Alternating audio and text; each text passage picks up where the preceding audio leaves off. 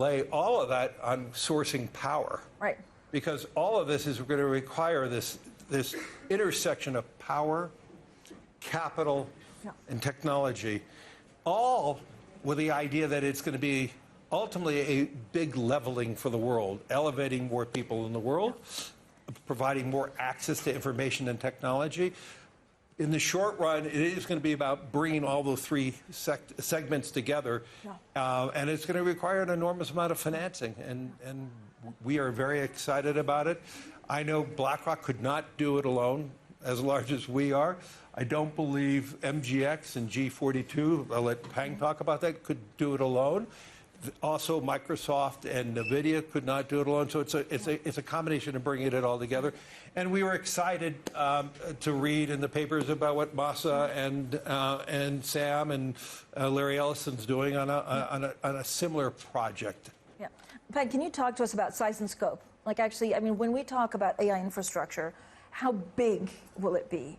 Where will it be? How much money will need to be deployed on this? Sure. But first, let me start by saying this. Great partnership here. Global leading investor, and we are a very active builder of AI infrastructure. So globally today, we have about 60 gigawatt of data center capacity globally. In our conservative joint assessment, the world needs more than 200 gigawatt, potentially over 300 gigawatt. Conservative? Conservatively, yes. Both for training and inferencing purposes.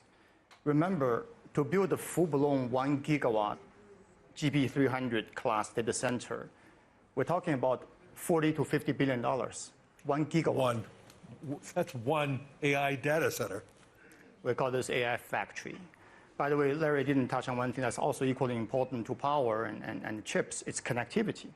Connecting the world with all of this. That's another massive investment required.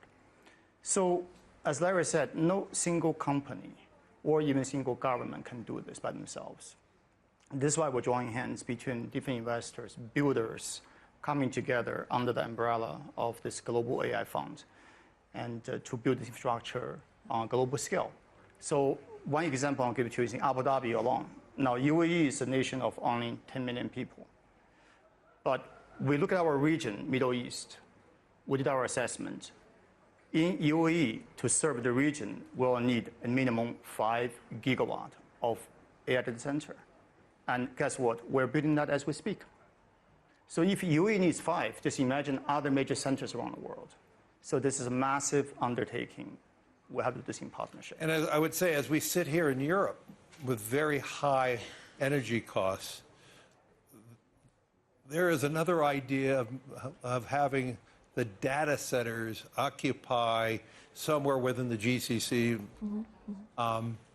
with the sovereignty of an embassy. Digital embassy. Yeah. Yes. So it'll be a digital embassy. And so that could be a solution for parts of the world that have high cost energy or countries that have to import energy. So this is, as I'm saying, this represents a lot of geopolitical issues too, and some very large cooperation, which would be a good thing between governments. So, Larry, let me ask you, are politicians aware of, are they taking this seriously, or is it really up to private companies to come up with the funds, deploy it, and get it done? I don't think there's a conversation we're not having with any government that is part of the conversation is about what role can their country play within AI. Some of them have power and energy, and some of them don't. Some of them need water, some of them do.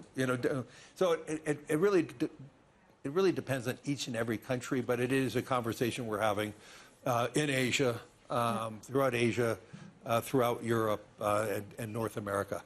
So. How does the Trump administration, second time around, change all of this? It feels like, they're putting crypto, they're putting AI really at the forefront of their administration. I hope so. I mean, from a builder-operator point of view, how much energy you need for this? Are there new partners that you have to bring in? Absolutely. We need a lot of energy partners to be able to make this a viable global undertaking.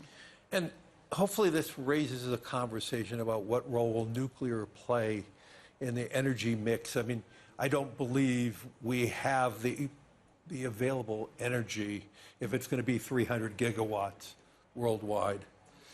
Keep in mind, we have to service it's very important. If you're going to be building a data center, the data center has to be good for the locality. Yeah. It can't be drawing power away from the average consumer. So therefore, it can't raise the prices of electricity or it's not going to work. And so in every case, you have to be working with the locality and the government, working together. In many cases, it's going to require, let's assume, just round it up, and need a gigawatt of power, we are going to have to source that power. We're not going to be tapping from the grid. And if we do, Larry, if as investors and builders, we do take power off the grid, we have then commit to build additional capacity for the locality. So that's why this triumvirate of power, data, and capital is all integrated. Talk about using renewable energy is now that out of the window because of the Trump administration. I mean, by no means. I think every hyperscaler has long-term aspirations to be utilizing more and more renewables. But in the short run, let's be clear, it's going to be heavily powered by gas. Natural gas in the United States. It will be supplemented by renewables. Yeah. And as I said, hopefully it raises a whole conversation about the role of nuclear in the future.